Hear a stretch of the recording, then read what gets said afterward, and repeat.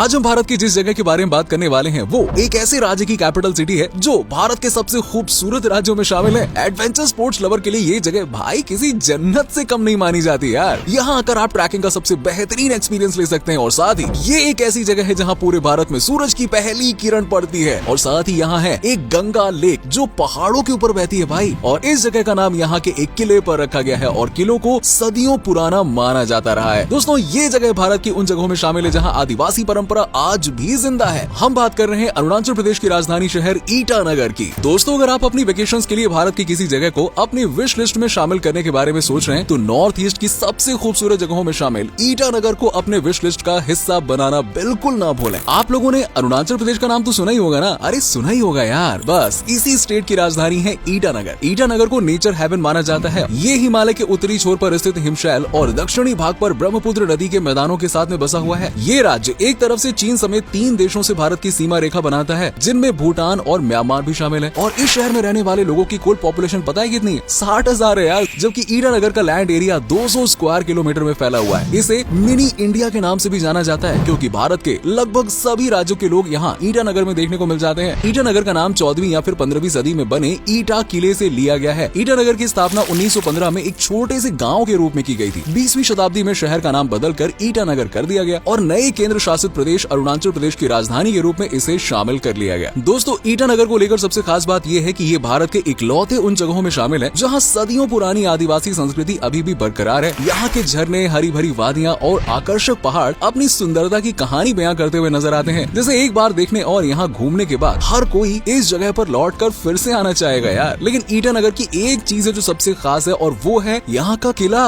ये किला कोई आम किला नहीं है बल्कि पूरे ईटानगर की शान माना जाता है। इस फोर्ट को जाना जाता है ईटा फोर्ट के नाम से। हम पहले ही बता चुके हैं कि इसी फोर्ट के नाम पर अरुणाचल प्रदेश की राजधानी ईटानगर का नाम रखा गया है। दोस्तों कहा जाता है कि ईटा फोर्ट का निर्माण 14वीं या फिर 15वीं शताब्दी में शुतिया राजवंश ने किया था। अगर आपको ईटानगर के इतिहास के बारे में करीब से जानना है ना तो आपको यहाँ घूमने के लिए जरूर आना चाहिए। दोस्तों अगर आपको लंबी छुट्टी बिताने का मन है तो इस शहर को बिना सोचे समझे अपनी वेकेशंस का हिस्सा बना सकते हैं, जिसका एक सबसे बड़ा कारण है यहाँ के लोग और ईटानगर का कल्चर। यहाँ के लोग अपनी मेहमान नवाजी के लिए जाने जाते हैं और आपको यहाँ आने के बाद और यहाँ के कल्चर का हिस्सा बनने के बाद एक समय के लिए भी ऐसा नहीं लगेगा कि आप किसी दूसरी जगह पर आ गए हो यार। इस शहर में रहने वाले लोगों में सबसे ज्यादा तिब्बत, भूटान और म्यांमार से आई आबादी के लोग देखने को मिल जाएंगे। ईटानगर की अपनी कोई भी आधिकारिक भाषा नहीं है और यहाँ के लोग हिंदी भाषा में ही बात करना सबसे ज्यादा पसंद करते हैं। दोस्तों बहुत ही कम लोगों को इस बात की जानकारी होगी कि ईटानगर का हमेशा से ही चीन के साथ में विवाद रहा है और इस जगह को चीन अपनी जगह बताता रहा है यार। काफी सालों पहले ईटानगर में विकास भी नहीं था, लेकिन नई सड़कें, इमारतों और अन्य बुनियादी ढांचों के निर्माण के साथ हाल के दशकों में शहर में काफी ज्यादा डेवलपमेंट देखने को मिला है। ईटानगर को पूरे अरुणाचल प्रदेश का सेंटर ऑफ एजुकेशन माना जाता है क्योंकि यहाँ कई बड़े विश्वविद्यालयों के साथ में रिसर्च सेंटर और कॉलेजेस भी हैं। इन सबके साथ में ईटानगर कई बड़ी कंपनियों का मैन्युफैक्चरिंग हब भी है। एडवेंचर स्पोर्ट्स के लिए ईटानगर को बेहतरीन जगह माना जाता है और जिस चीज के लिए लोग सबसे ज्यादा यहाँ पे आते हैं उसका एक बड़ा कारण है एडवेंचर्स स्पोर्ट। हर साल लोग अपने वेकेशंस में यहाँ पे फिशिंग, राफ्टिंग करते हुए दिखाई दे जाते हैं। ट्रैकिंग लवर्स के लिए तो भाई ईटानगर से बेस्ट कुछ हो ही नहीं सकता यार। ये जगह प्राकृतिक सौंदर्य से भरपूर है और आपको ईटानगर में कई ऐसी जगह मिल जाएंगी जिससे आप ट्रैकिंग का पार्ट बनाकर ईटानगर की ट्रिप को और भी ज्यादा यादगार बना सकते हो। इसके अलावा दोस्तों ईटानगर को आदिवासियों का घर भी माना जाता है। वैसे तो पूरे अरुणाचल प्रदेश में आपको कई सारी जनजाति देखने को मिल जाएंगी, लेकिन अगर ईटानगर की बात करें ना तो यहाँ रहने वाली न्यासी जनजाति सबसे ज्यादा प्रसिद्ध है। प्रदेश की कुछ दूसरी जातियों में आदि, अपटानी, बुगुन, जिम्पुंगो, मिशमी, मोनपास, टैंगिन, खम्भा आदि है। हर जनजाति अपनी अपनी परंपरा और रीति रिवाजों का पालन करती है। लगभग सभी जनजाति की अपनी अपनी वेशभूषा और गहने होते हैं। ठीक वैसे ही इस जनजाति के लोग अलग अलग तरह के कपड़े पहनते हैं और अपने कल्चर से जुड़ी हुई चीजें बनाते हैं। दोस्तों भारत में अगर सूरज की पहली किरण कहीं पड़ती है ना तो कहाँ? ईटानगर में यार। ईटानगर में आपको मॉन्यूमेंट्स के अलावा नेचर का ये अजूबा भी देखने को मिल जाएगा। अगर आपको सनराइज की पहली किरण को महसूस करना है ना तो ईटानगर आपका इंतजार कर रहा है। इस जगह का इतिहास महाभारत और रामायण से भी जुड़ा हुआ माना जाता है। ईटानगर इसलिए भी खास है क्योंकि इस एक ही जगह पर आपको सब कुछ देखने को मिल जाएगा, जैसे आदिवासी लोग, मॉन्यूमेंट्स, म्यूजियम, सेब के पेड़, कंपनीज, मैन्युफैक्चरिंग, एजुकेशनल हब और पता नहीं क्या क्या भाई। एक तरह से भारत की टॉप टूरिस्ट डेस्टिनेशन में शामिल अरुणाचल प्रदेश के खाने की बात करें तो इस प्रदेश का खाना भारत ही नहीं बल्कि विदेशों में भी काफी ज्यादा प्रसिद्ध है। और जब बात ईटानगर की होती है तो इस कैपिटल सिटी में आपको बनती हुई दिख जाएंगी पूरे राज्य की सबसे पॉपुलर टेस्टी डिशेस। यहाँ के लोगों को चावल और इससे बनी चीजें सबसे ज्यादा पसंद आती हैं। चावल के दीवाने तो आपको यहाँ पे हर गली कोने में मिल मिल जाएंगे। और अरुणाचल के लोग गर्म कोयले के ऊपर खोखले बांस में चावल पकाते हैं और ये चावल एक अलग ही तरह का स्वाद देता है, एकदम मस्त वाला यार। आपको अगर सबसे टेस्टी बैम्बू शूट ट्राई करना है ना तो ईटानगर इसके लिए सबसे बेस्ट जगह है यार। बैम्बू शूट में मीठा और खट्टा स्वाद होता है और इसे सरसों और लहसुन का उपयोग करके तैयार किया जाता है। इसके अलावा आप पिका पिला, लूकटर पेहक और अपोंग जैसी डिशेस भी ईटानगर में जाकर ट्राई कर सकते हैं और सबके सब बहुत टेस्टी है यार। यकीन मानिए दोस्तों, आपको यहाँ की बनी हुई हर डिश इतनी टेस्टी लगेगी ना कि आप अपने यहाँ का लोकल फूड भी खाना भूल जाओगे, बोलोगे हाँ यार यही चाहिए अब। दोस्तों अगर आपको फेस्ट और इवेंट्स का हिस्सा बनना पसंद है ना तो ईटानगर में आपको ये करने के चांसेस भी आसानी से मिल जाएंगे। यहाँ पूरे साल त्योहार और इवेंट्स का आयोजन होता रहता है और ईटानगर की जीरो वैली में हर साल काफी ग्रैंड लेवल पर म्यूजिक फेस्टिवल का आयोजन किया जाता है। इस फेस्ट में पूरे अरुणाचल प्रदेश के साथ दूसरे देशों से आए हुए लोग भी शामिल होते हैं और इस फेस्टिवल का आयोजन सितंबर के महीने में किया जाता है जो करीबन एक हफ्ते तक चलता है। देश और विदेश से आए हुए कई बड़े कलाकार इस फेस्टिवल का हिस्सा बनते हैं और जिस मौसम में जीरो म्यूजिक फेस्ट का आयोजन किया जाता है उस दौरान वैसे ही यहाँ टूरिस्ट की संख्या काफी ज्यादा रहती है, इसलिए इस फेस्टिवल में आपको आमतौर पर भीड़ भाड़ देखने को मिल ही जाएगी। आप संगीत में सब कुछ भूलकर बस झूमना चाहोगे तो एक बार इस फेस्टिवल में जरूर शिरकत करें। फेस्टिवल मानसून सीजन में होता है तो अपने साथ रेनकोट और गम बूट्स जरूर साथ लेकर जाएं। बेहतर होगा कि आप टिकट्स पहले से ही बुक कर लें जिससे आपको कोई भी तरह की असुविधा का सामना न उठाना पड़े। इसके अलावा दोस्तों न्योकुम इस जगह रहने वाली निशी जनजाति का सबसे बड़ा और प्रमुख त्योहार है। इस त्योहार को ईटानगर में रहने वाले आदिवासी लोग बहुत ही धूमधाम से मनाते हैं यार, जिसकी गूंज पूरे अरुणाचल प्रदेश में देखने को मिलती है। ये त्योहार करीबन 2 दिन तक चलता है और इस दौरान निशी जनजाति के लोग अपने कल्चर और परंपराओं के अनुसार अपनी ट्रेडिशनल ड्रेसेस पहनते हैं और एक दूसरे के साथ हाथ पकड़कर एकदम मस्त तरीके से डांस करते हैं। साथ ही साथ इस त्योहार के दौरान कई तरह के खाने का सामान भी बनाया जाता है जो निशी जनजाति के लोगों की परंपराओं और इस त्योहार की मान्यताओं से ही जुड़ा होता है। इसके अलावा निशी कम्युनिटी बुरी बूट त्योहार भी उतने ही क्रेज के साथ में मनाती है जितना क्रेज न्योकुन को लेकर होता है। अगर कहा जाए कि ईटानगर फोर्ट के अलावा इस शहर की सबसे खास चीज कौन सी है जिसकी वजह से पूरा देश ईटानगर के नाम को जानता है तो यहाँ के जवाहरलाल नेहरू म्यूजियम को वो जगह कहा जा सकता है। भले ही दोस्तों आपको सुनने में ये म्यूजियम आम सा लग रहा हो लेकिन ऐसा बिल्कुल भी नहीं है यार। करीबन 48 साल तक पूर्वोत्तर भारत में अरुणाचल प्रदेश ही एकमात्र ऐसा राज्य था जिसमें असम स्टेट म्यूजियम के अलावा ये एक और म्यूजियम था। अगर आपको पूरे प्रदेश का कल्चर देखना है ना तो ईटानगर के इस म्यूजियम में सब कुछ देखने को मिल जाएगा। यहाँ आपको बताया जाएगा अरुणाचल प्रदेश का इतिहास और ईटानगर में रहने वाली जनजातियों के बारे में और बहुत कुछ बताया जाएगा। दोस्तों अगर ईटानगर के कुछ और सबसे बड़े टूरिस्ट स्पॉट की बात करें तो यहाँ की गंगा लेक इस पूरे शहर के मोस्ट विजिटेड जगहों में से एक है जो नॉर्थ ईस्ट की एक बहुत ही बेहतरीन झील है। ये झील ईटानगर से केवल 6 किलोमीटर दूर स्थित है और इस झील को लेकर एक खास बात यह है कि भले ही इसका नाम गंगा लेक हो लेकिन इसका गंगा से कोई लेना देना नहीं है, बल्कि इस झील का किसी भी नदी से कोई संबंध ही नहीं है और साथ ही साथ किसी भी नदी या झरने से नहीं जुड़ती है। साथ ही दोस्तों ये झील इसलिए भी खास है क्योंकि ये नीचे नहीं बल्कि पहाड़ के ऊपर बहती है। इस नदी तक पहुँचने के लिए सीढ़ियों का सहारा लेना पड़ता है। अगर आपको एक बेस्ट व्यू पॉइंट देखना है ना तो 50 सीढ़ियां चढ़कर आपको ऊपर जाना होगा जहाँ से देखने को मिलेगा आपको अरुणाचल प्रदेश का एक ऐसा नजारा और एक ऐसा खूबसूरत व्यू कि बस आप देखते रह जाओगे। ये एक शांत और आकर्षक झील है जहाँ पे आप अच्छा समय बिता सकते हैं। यहाँ पे आपको सुबह और शाम के समय में सबसे ज्यादा टूरिस्ट की भीड़ देखने को मिल जाएगी। दोस्तों ये बात तो सभी जानते हैं कि भारत के किसी भी राज्य में घूमने का सबसे सही समय अक्टूबर से लेकर अप्रैल तक का होता है और इन महीनों के बीच में मौसम ठंडा रहता है और घूमने में किसी भी तरह की कोई परेशानी नहीं रहती है। आप ईटानगर घूमने के बारे में सोच रहे हैं तो आपको बता दें कि यहाँ जाने के लिए सबसे अच्छा समय अक्टूबर से लेकर अप्रैल महीने तक का ही होता है। वैसे ईटानगर कभी भी जाया जा सकता है, जब करे मन तब चले जाओ यार, लेकिन जून के महीने में यहाँ गर्मी बहुत होती है। चलिए अब आपको बताते हैं ईटानगर पहुँचने के लिए आपको क्या करना होगा। ईटानगर जाने के लिए आप फ्लाइट, ट्रेन या सड़क किसी भी चीज का सहारा ले सकते हैं। डोनी पोलो हवाई अड्डा जिसे होलोंगी हवाई अड्डा के नाम से भी जाना जाता है ईटानगर का एक घरेलू हवाई अड्डा है। इसके अलावा ईटानगर से 70 किलोमीटर की दूरी पर नॉर्थ लखीमपुर एयरपोर्ट स्थित है जो ईटानगर के सबसे नजदीक है और आप किसी भी शहर से यहाँ की डायरेक्ट फ्लाइट ले सकते हो। नाहरलागुन ईटानगर के सबसे पास का रेलवे स्टेशन है जो इस शहर से करीबन 12 किलोमीटर की दूरी पर है। बाय रोड ईटानगर पहुँचने के लिए गुवाहाटी से ईटानगर तक के लिए बहुत सी बस सेवाएं उपलब्ध है, यानी कि दोस्तों आप किसी भी तरह से आसानी से ईटानगर तक पहुँच सकते हो। अरुणाचल प्रदेश रुकने और खाने पीने का खर्च 7 दिन का लगभग 40,000 से 45,000 के बीच में आएगा और इस बजट में आप ईटानगर के साथ साथ पूरे अरुणाचल प्रदेश की यात्रा कर सकते हो। तो दोस्तों ये थी अरुणाचल प्रदेश की कैपिटल सिटी ईटानगर और इससे जुड़ी हुई कुछ इंटरेस्टिंग बातें। भले ही ये जगह बाकी कुछ जगहों के मुकाबले इतनी ट्रेंड में ना हो लेकिन फिर भी इस सिटी का कोई जवाब ही नहीं है यार, खूबसूरती के मामले में, टेस्ट के मामले में और बहुत कुछ यार। एक ऐसी जगह जिसे एक्सप्लोर करने के बाद आपको ना एक नेक्स्ट लेवल का अनुभव होगा। आप में से अगर कोई ईटानगर या फिर अरुणाचल प्रदेश से है तो यार हमें कमेंट सेक्शन में कमेंट करके जरूर बताओ।